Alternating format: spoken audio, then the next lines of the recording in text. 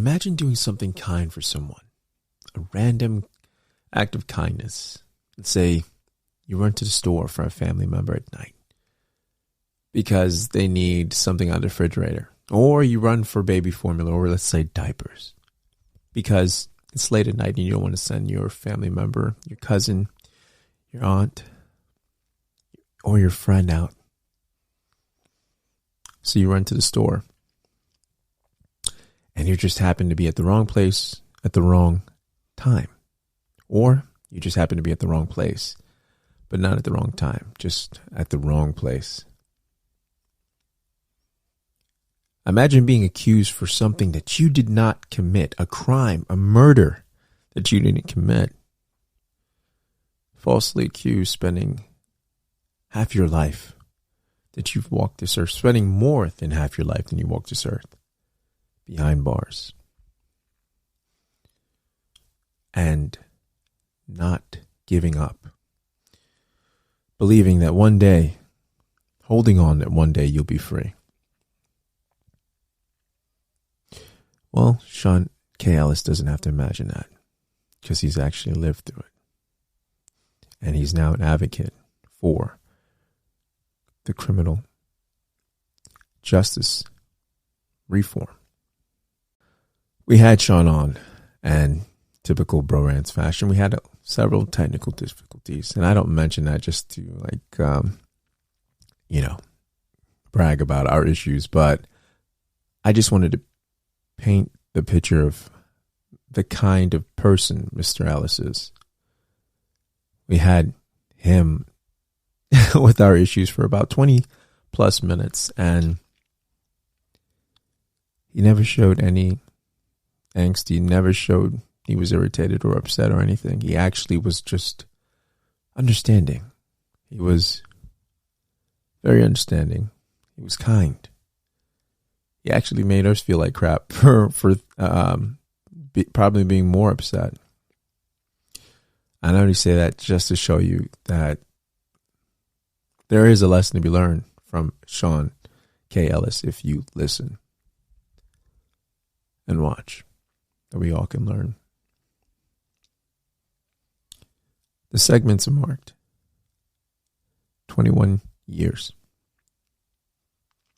7 months, and 29 days. They are the time frame that he spent behind bars.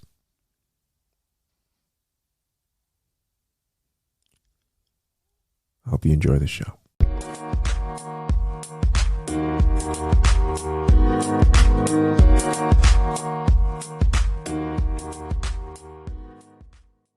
Mr. Ellis. Peace. Hey, hey, listen, it's so good to hear your voice. Tell me about it, man. Hey, we sorry about the technical difficulties. You know, with that happens, man. We're in the age of COVID. Thank you for your patience. We truly appreciate you. Definitely. Absolutely, bro. I appreciate you all. Thank you for your time too, man. Yeah, that was just a test, man. That was God testing you. They're like, this man waited 22 years. He can wait another 5. No, I'm kidding. If anybody got patience, it's definitely you. Raymond had one job to do, was plug the laptop in. That was all Raymond's fault. Sorry. Wow. One job. No, I was kidding. That was all me, man. I was so wrapped up in trying to get everything. I knew the one thing I forgot until I was like, what did I forget? And then your last question, everything just went bam. So today we have Sean Ellis, and Sean Ellis is from Trial 4. Sean, would you do us a favor and introduce yourself to the people that may have not watched the documentary and let them know who you are? They better watch it, though. Absolutely. Definitely watch Trial 4. It's airing on Netflix. My name is Sean K. Ellis. I'm from Boston, Massachusetts. I spent 22 years incarcerated for the murder of a Boston police detective, which is a crime that I did not commit. I was released from prison in 2015. The Commonwealth dropped the murder and robbery charges in 2018. And just in December of last year, my attorneys and I filed a motion to, to end the murder. And I was released from prison in 2015. The Commonwealth dropped the murder and robbery charges in 2018. And just in December of last year, my attorneys and I filed a motion to, to end the murder. And I was released from prison in 2015. The Commonwealth dropped the murder and robbery charges in 2018. And just in December of last year, my attorneys and I filed a motion to, dismissed to grant a new trial on their last remaining charges, which is possession. And so, once again, check out Trial 4 on Netflix if you haven't seen it. I just like to commend you. The takeaway from watching that series was, and I'm pretty sure you've experienced a variety of things since your ordeal, but the takeaway from it was your poise. Okay, in watching it, I felt angry. I felt frustrated, and it seemed like every situation in which you, whether you were speaking to the attorney or friends or just the Netflix crew, your demeanor and your poise, it almost seemed at a place of peace. And I have to commend you for that, because I don't know if I'm built to after experiencing something like that, to maintain, that level of poise, to maintain that level of insight, to still come out and be so open and willing to share and willing to talk to people. So, definitely, man, it was really impressive. I think you're an amazing individual. And again, like Red said, thank you so much for meeting with us. This is absolutely a pleasure. Thank you. So, Mr. Ellis, piggybacking off what Jeff just said about your patience, I was reminded by that when you asked for that lawyer. Her name is I couldn't get it right. Is it Panaccio? Rosemary Scapicio. Scapicio, yes. Scapicio. Put a respect on that name. Yes, right. No doubt. Yeah.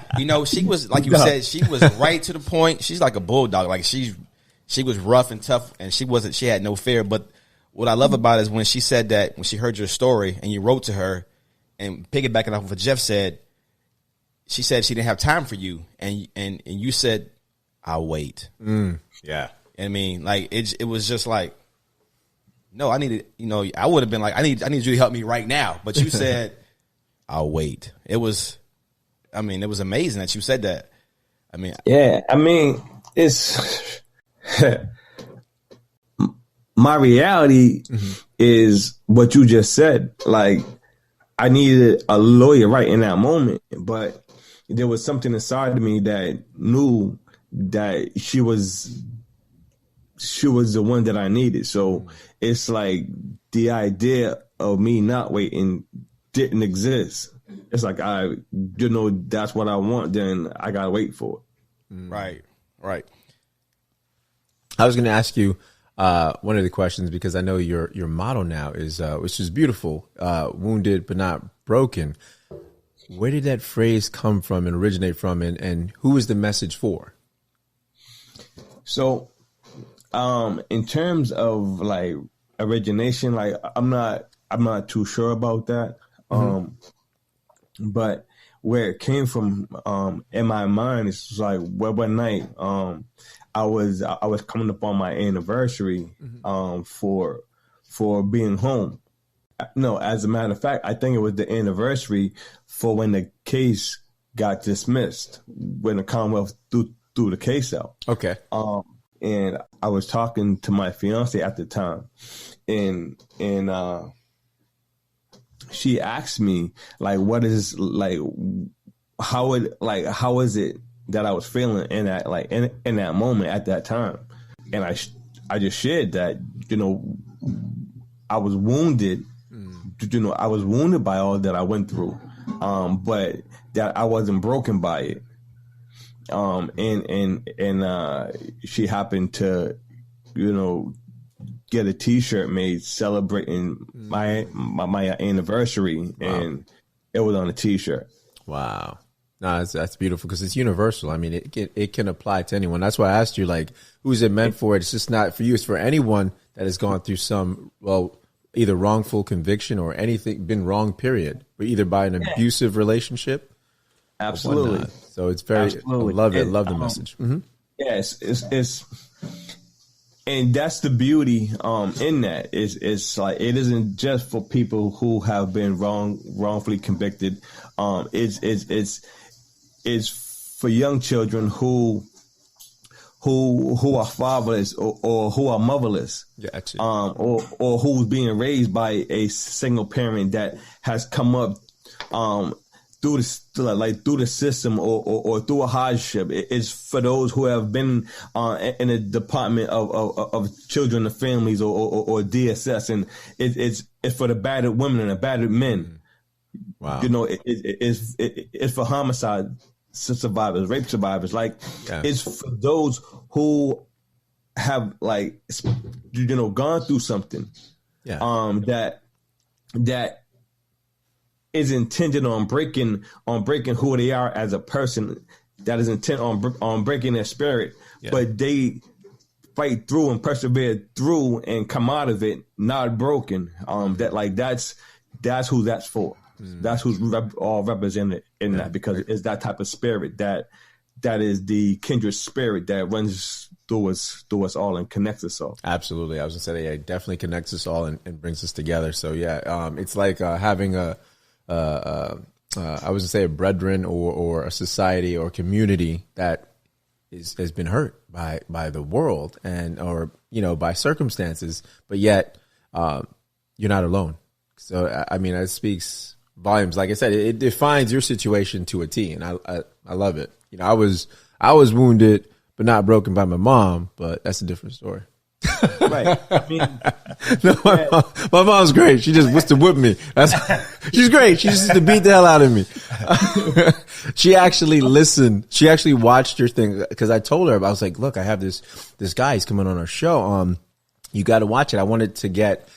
It was so much pressure. You know, we reached out to you, but it was so much pressure because I wanted you. You were coming on the show, and I was like, I want this to be right. I want to make sure we do him right as far as, you know, how the way we present ourselves. So I was like, man, I need questions, whatever. So she like binge watched it because her Netflix was acting up.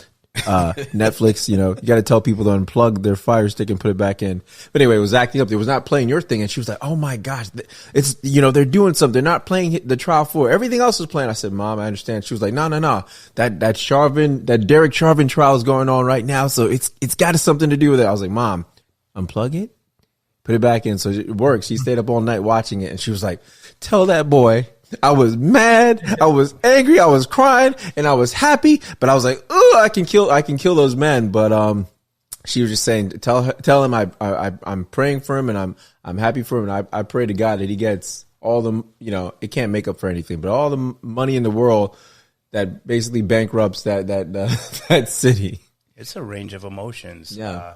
Mr. Ellis, have you watched the documentary lately, or better yet, let me swing that back. Like, what were your thoughts at the completed product?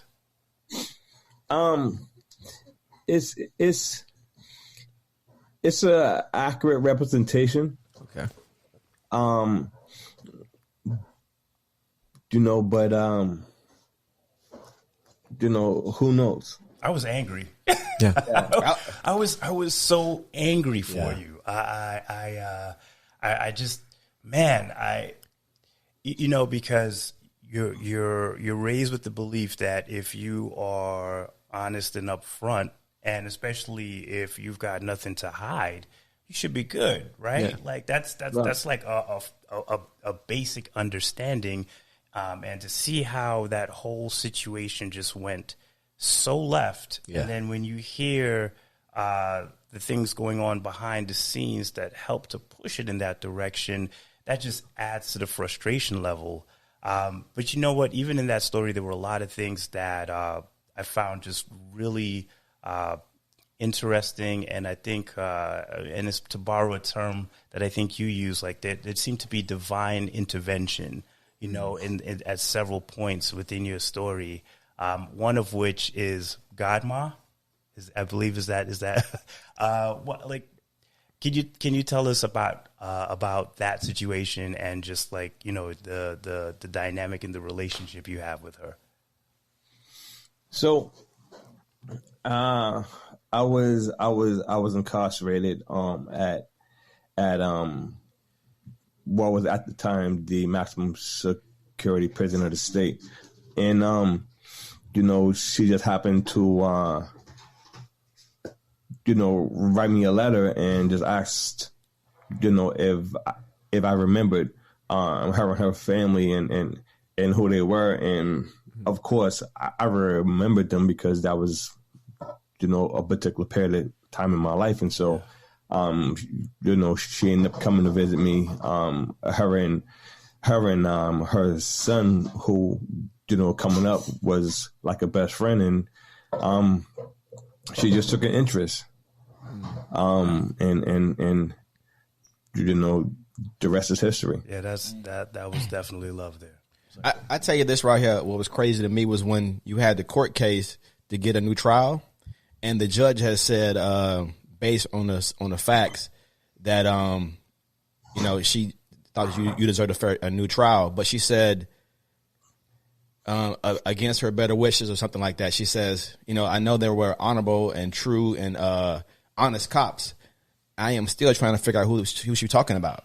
When she said there were cops who actually were honest and good cops. I was watching the documentary. I'm looking at every episode. I'm like, who is she talking about? Who were the honest cops? I didn't see any of them because they were all seemed dirty. Well, that's her just trying to save good face, saying that they're honest cops regardless. You know what I mean? Not just trying to say we got a couple bad apples. So it was her saying that to protect the judicial system. Right. Well, if that makes sense. That's what I got from it. Yeah. So when you deal with the local politics of it all, it's I don't think there's any judge in the world that would want to put shame on an entire police department. Mm-hmm. And so I think that's what she was attempting to represent and expressing that. Yep. However, there was a individual, Patrick Rose, that was on the police department around the time of all of this. And his name doesn't ring a bell in regards to my case itself, but what we're speaking about is the culture that existed within the Boston Police Department and the corruption that was allowed to exist. But this individual, Patrick Rose, locally, it came out that he was recently, he's alleged to have committed sexual assaults on some children. And that's all local news, but it was a police officer who rose in the ranks of the police union. And so when you hear people speaking about the culture of the police at that time, this is the type of stuff that we're talking about. Trial 4 just represented some of what the Boston police of that time was, doing. I mean, you were there. You live in the neighborhood. You came up. You experienced the not so good side of that interaction. Do you think that has changed your trust in the system or trust in people overall? Absolutely. Is definitely changed my trust in the system. And like, mind you, like it wasn't a thing where I just went to the police station. They was asking me questions about the homicide of my two cousins. And it was during that basically just pounced on me with the allegations of killing Detective Mulligan. And so it wasn't like, well, let me just go and tell him that I was at what. It wasn't that sort of thing. But it's, and as much as I was there and he pounced, it's like, yeah, I was there buying diapers. Like, what's the problem? Right. That's not a crime. You know what I mean? Yeah. But getting to your question, what was it? No, I think you asked. I was kind of just curious about like just your trust. Like does I have to believe something like that? Just it leaves a mark, right? And as much as you want to, be the person you were after something like that, I have to believe maybe it impacts your trust level, whether it's with everyday people, but especially with law enforcement. So I was just wondering about that. It's both. Mm. it's the system as a whole, but then it's everyday people as well. Okay. Mr. Ellis, when you was in prison, what was your rock? What kept you sane when you knew day in and day out you're innocent? You're not supposed to be here. Like, what kept you going? What kept me going is the fact that I was innocent and I had loved ones that I was fighting to get back home to. One of my biggest fears was, my mother dying while I was incarcerated. And so, me being innocent, the reality that if I didn't get out of there, that my mother was going to die while I was in there,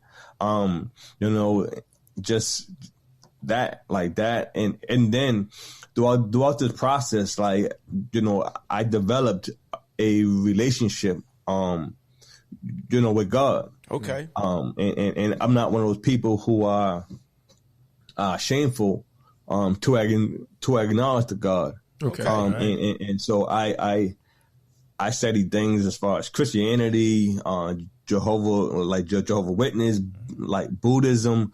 I dealt with the Nation of Gods on Earth. I dealt with the Nation of Islam. Just it's all in attempts to establish that oneness. To come into a realization. And so, that was very monumental in helping me to get through the process. Do you go back to prison and to help other people? As far as, do you have like a program where you actually go back and talk to inmates? Nah. Okay. Yeah. Okay. Yeah. He was like, hell no. I understand. I was like, yo, bro. He's like, I was already there. He's like, I was already there helping them out. Yeah. I get calls from people that I established, relationships in there with, some of whom I believe are innocent. But in terms of me going back in there, I don't blame you, not at bit. all. Zero judgment here, brother. I was going to say, how many people that you've come across in prison that had a similar story to you? Are there? What's the percentage you would say? Percentage wise, I would have to create that like skill. Okay. But there's one is too many. Agreed. Exactly. I was too many. And the fact that I'm not the only one, and the fact that while I was in there, I got my paralegal certificate, and I had people come to me to ask me for help on a legal matter, and by reading their cases, like that's how and why I can take the position where I can honestly say that I'm not the only one. Like I've seen other people's cases. Gotcha. With things like this have happened. Well, maybe not to the scale. Yeah. But there is police officers in the city that existed at that time that is well known. They were dirty. Right. And it's well known that they was lying under oath and planting evidence and things. And so, locally, we're striving to call for a investigation, a investigation into the police department, particularly of that time. Wow. I was gonna say, because you said you got your paralegal license, right? And while incarcerated, as far as certificate. As far as reform, what would you say to the reform programs in there? Were they helpful, or were there barely any prison reform after that phase? I guess not. I guess not. You just shut him down right there. I guess not. No, but I want to hear the people that don't know. I want people to know that when you go to prison, they're like. I want people to know that don't know, that have this misconception about prison. Like, oh, you go to prison, you're going to come off reform, like you get the help they need. I just want people that don't know whether there is help or there's no help. No, it's about a couple of things, right? And the biggest thing of that couple is that if you want to work on you, you want to work on you. Gotcha. And whether it's you're reading self-help books, whether it's, you're reading religious books, whether it's you studying whatever, like, you got to work on you. Gotcha. That's first and foremost, right? But then outside of that, what you get from the prison itself in terms of in terms of rehabilitation, is nothing. Yeah. They have programs there, but the programs is really all about getting the money, not really about helping the people. Gotcha. Okay. Now, I know, like, state by state is different, like reparations, or you get money. You can go to court to get money from people who were wrongfully convicted. It's different state by state. What was there an amount you got from the state you're from? You asking me about my finances, man? No, I'm not. I'm not Bruh. personal, but I don't know. He's a narc. Don't answer. Give him the No, he's a narc. He's a narc. Hold on. Yo. Bear with me. Hold on. This goes to what Reggie was saying as far No, as. hold on. Take a seat. This dude is wired, bro. That ain't my mic. But see, my question kind of goes to what Reggie, as far as,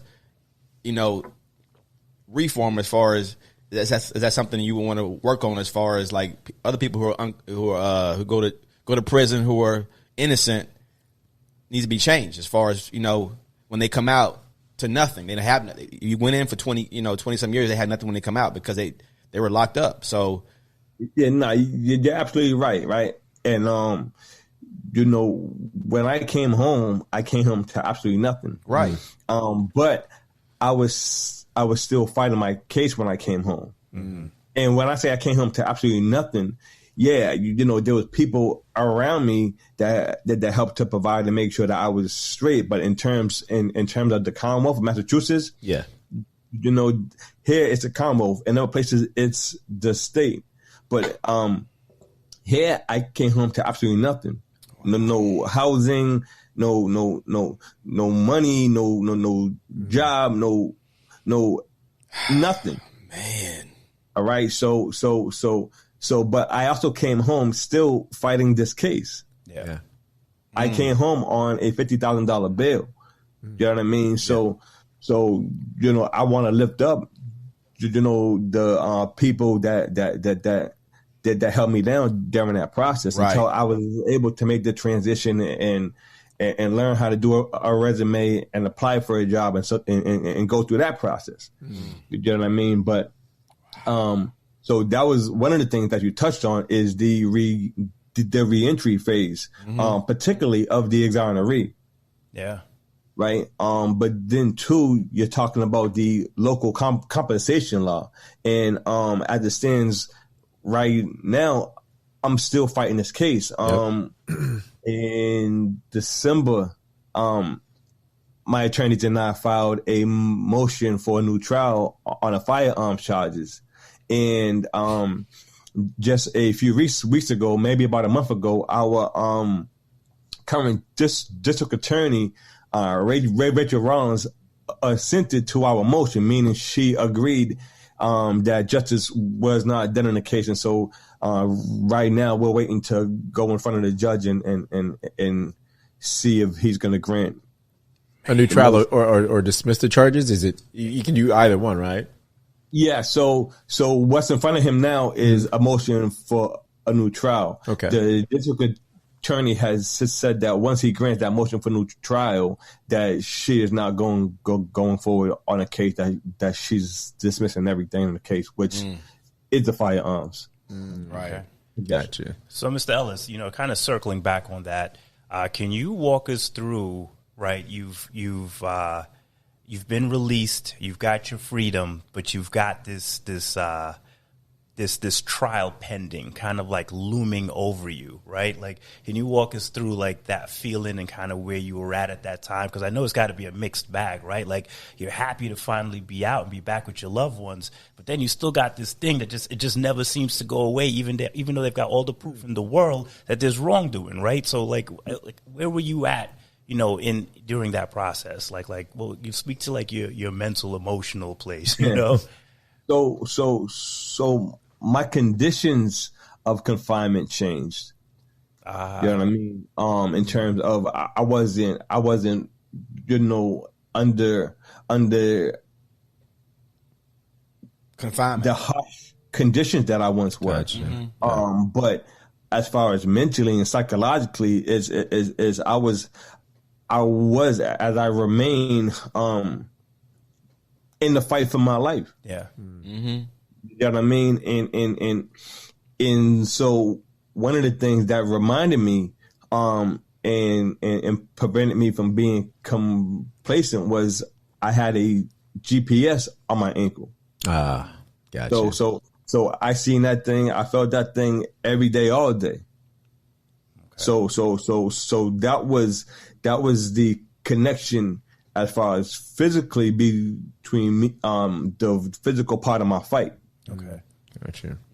It's like Jay-Z says, you're in prison minus the bars, right? So like even though your sleeping arrangement has changed, it's like you still feel that pressure, you still got that thumb on you, So I hear that. How was it coming back? I noticed that one of the questions we had, but how is it coming back from? It must have been like a time capsule or coming to the future, being 20 years in there and coming out and seeing the world completely different than what you remember. How did that feel to just re-enter this world, this modern day age, as far as from when you left it as a young teenager? How did it feel? Yeah, how did it feel? Yeah. Yeah, like I say this to that I've been home going on 6 years, right? Yeah. And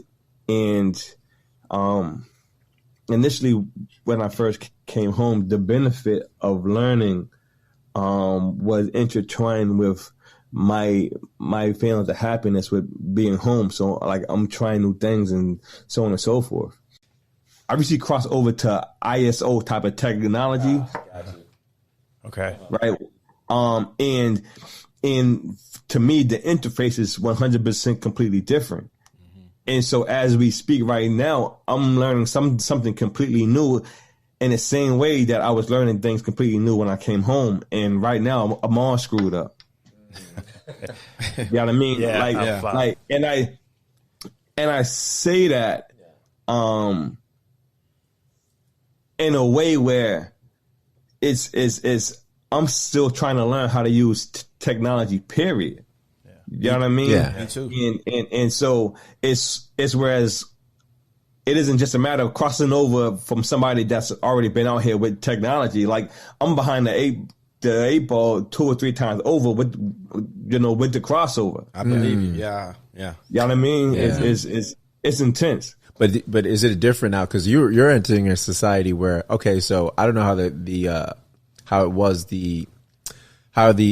in prison as far as if there were cliques, if people were together, or it was just basically isolation as far as now you're in a society where people are on their phones all the time. There's no connection. So you know what I mean? Was there more of a connection before you coming back into the society that you see that there's a difference from when you left as far as people connect with one another on a daily basis, face to face? Now everyone's looking at their phones, never talking to each other. Yeah, so I'll give you this to that, right? Yeah. There were times where people made trips to court, Okay. and so we had to be transported. Yeah. And particularly like in the city, I noticed that people were walking in their phones and doing everything in their phones, and people look like zombies to me. I'm like, people are crazy out here. Like what's the word? You know what I mean? Yeah. But coming home to it after visually seeing it, but not really understanding it, I can see I can see that is the culture. That is the predominant culture out here. Do you have a bucket list of things that you want to do now since you've been locked up for over 20 years? Do you have a bucket list of things you want to achieve or do? Oh man, I already jumped out of a plane. Like, what's going to top that?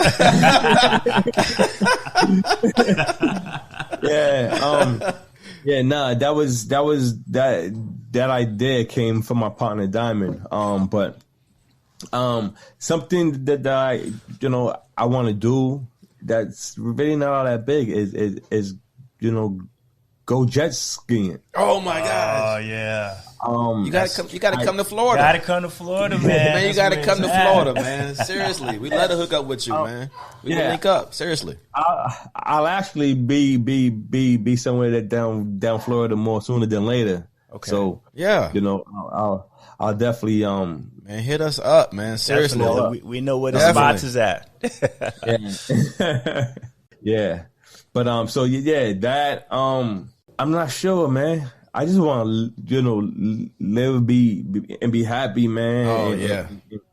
Work myself back into life. Like I'm still in the process of trying to learn what I like and what I don't like. Mm-hmm. Okay.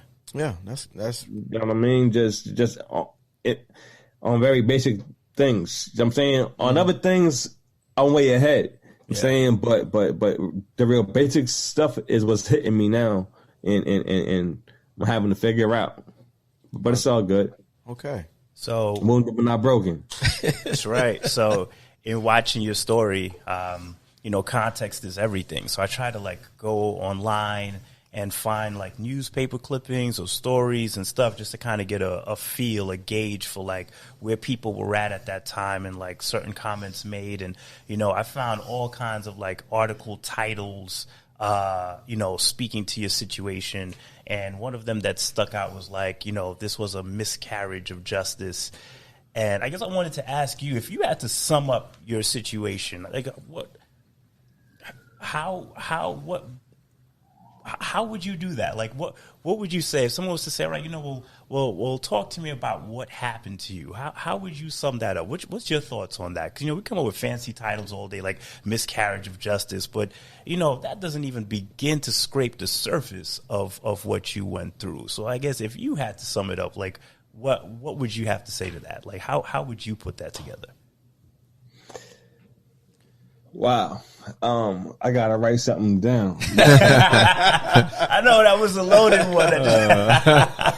You had the pen and paper ready too. His thesis, you gotta write that. You gotta put a thesis on that. You know what I'm saying though? Because I told you I watched it and I was just like, man, this is crazy what's going on to this guy. Oh, he's really writing something down. And you just look at certain headlines and certain covers. And it's and that's you just made me you just provoked the title to my book. Oh yeah. Okay. Oh wow. Yeah. All right. Yeah. Okay. I'm not gonna share it. I'm not gonna share that just yet. All right. So you got a book coming out, right? Yeah. Okay. Yeah. And I appreciate that. Anytime. I appreciate you for provoking that thought. But how would I? Yeah, it's definitely a miscarriage of justice, but it's so much more than that. Exactly. It's so much more than that because the system worked as it was intended to work in that situation. Mm-hmm. Mm-hmm. So it isn't just no miscarriage of justice. The miscarriage of justice is when the system mistakenly does something that injures the person as a result of it. That's a miscarriage of justice. Yeah. But when you knowingly put somebody in prison for a crime that they didn't commit, that's not an miscarriage of justice. Yeah. You know what I mean? So, I'm not exactly sure how I would define that. I know it's a loaded question. I know it's a bit of a loaded question. It just, it's I just, for whatever reason, that title just stuck out, and it's this man, this doesn't even begin to scrape the surface of what you've been through, But so that I was just curious. Were you shocked by the support or the attention that the documentary that you got from the black community as well as the white community? Was I shocked? Yes, I would say that I was shocked to I'm shocked that I would be getting communication from people in different countries. Wow. People have reached out to me from England, from Asia, from Africa, from Turkey, like just people from all over the world.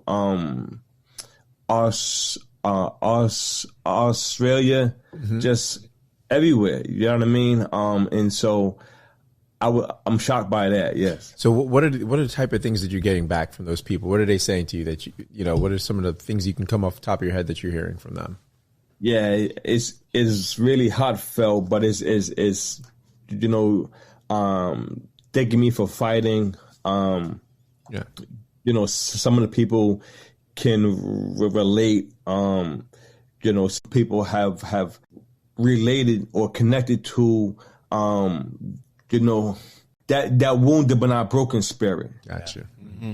You know what I mean? It's kind of like, well, Sean, if you can go through that and come out of that the way that you're choosing to come out of that, then you know, I shouldn't be allowing the things that are going on in my life to be affecting me in a way that I am. So it's people saying that I've inspired them to approach things differently, and for me, that's just really humbling. Okay. Right. Well, I tell you, in my family, prison is nothing new to people in my family, but not for someone who was innocent.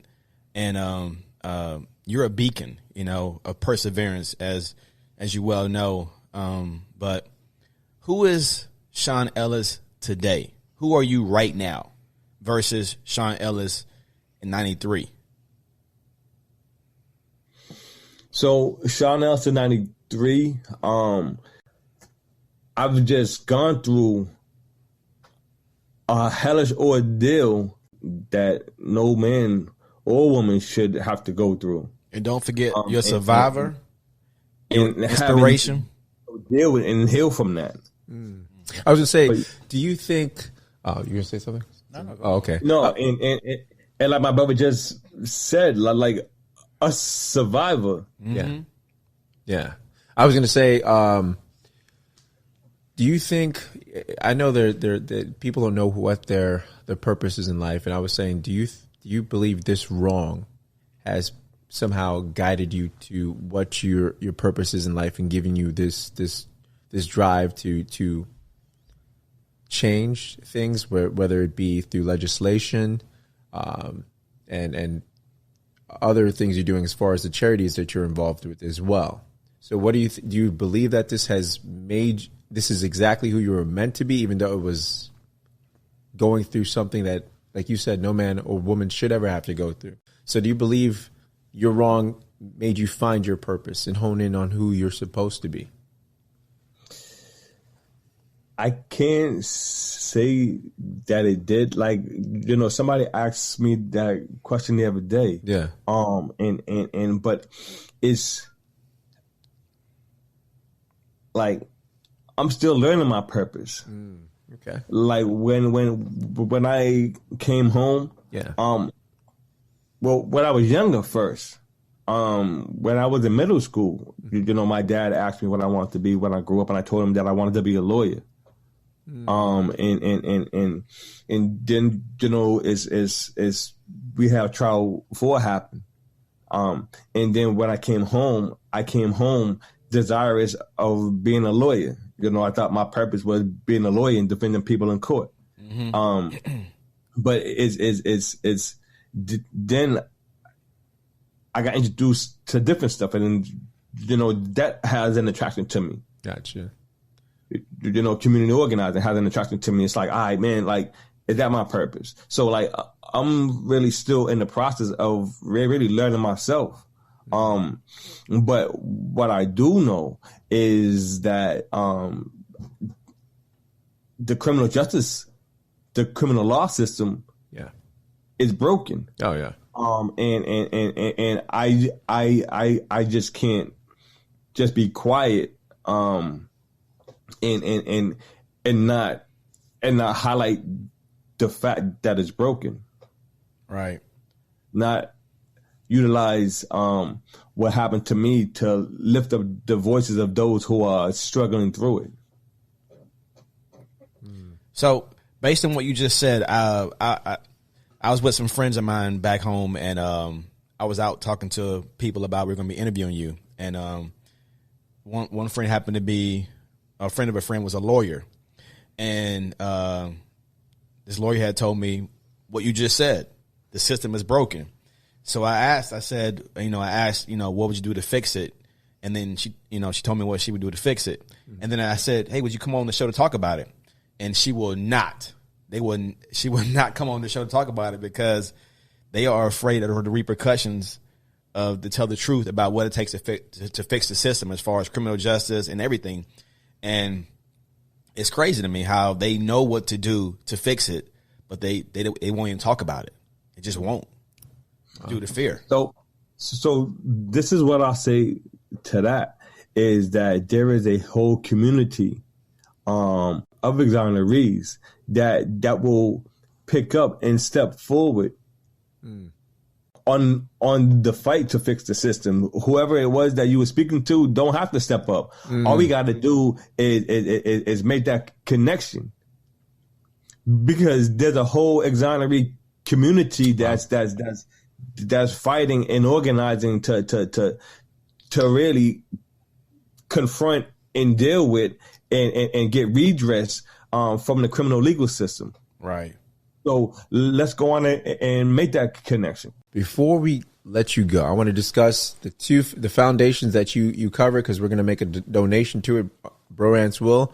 The foundations, the charities that you are very active in, that you want other subscribers and listeners to chip in if they can, to donate to the cause, and tell us about them. Yeah, so I am definitely on the board of the New England Innocent Project. I'm definitely involved in that community, in the community of the exonerees, and that's a nonprofit 501c3. And what that organization does is works to undo wrongful convictions. They work to get innocent people, men and women, from out of prison for crimes that they didn't commit. So that's definitely an organization that's near and dear to my heart. And then we have community servings, which is also near and dear to my heart, which is actually where I work at. Which provides made from scratch medically tailored meals to those who are sick and infirmed in the New England area. Very good, very good.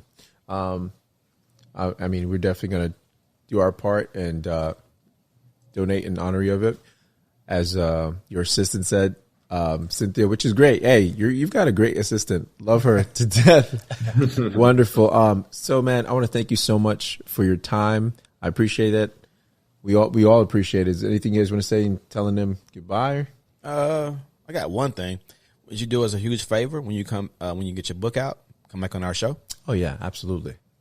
Absolutely. Yes. Can we do 2 favors? Whenever you make it down to the Sunshine State, you got to hit us up so we could go jet skiing, right? That was already a given. That was a given. That was already given. Bad. I didn't know. That was already solidified. That. My bad. I misspoke.